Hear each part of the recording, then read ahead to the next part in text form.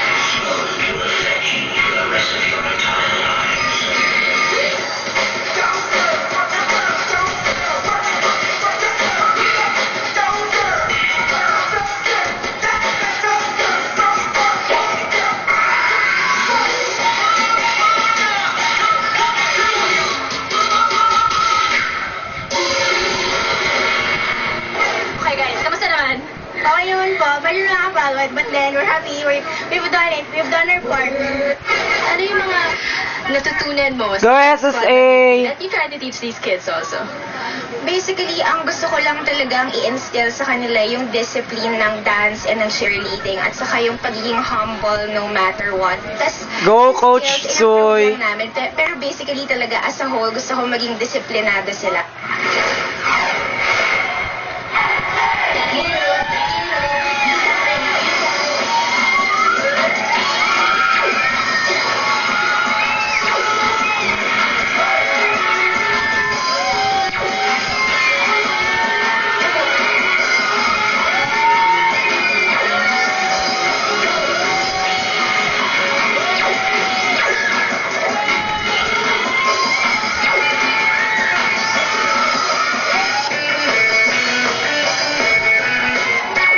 Pasabog! Galing yung SSA!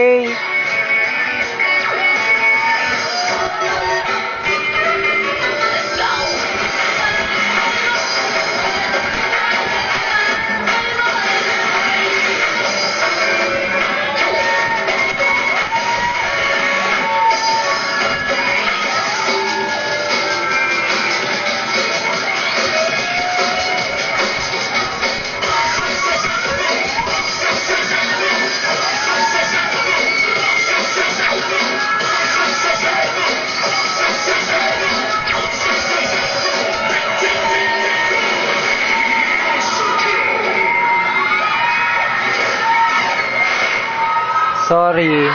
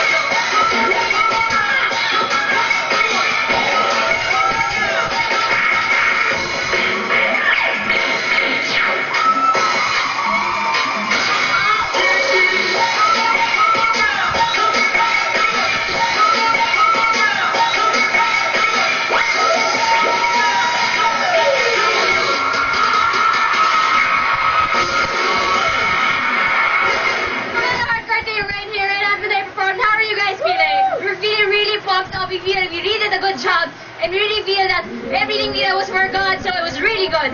How about you guys? We know that we did our best, and if that is not enough, well, we know that we pleased God with what we did anyway, so that's enough for us. So which 7 teams are going to make it to the finals? Well, we're going to keep you in suspense for a bit, because when the NCC returns, we'll bring you the college division.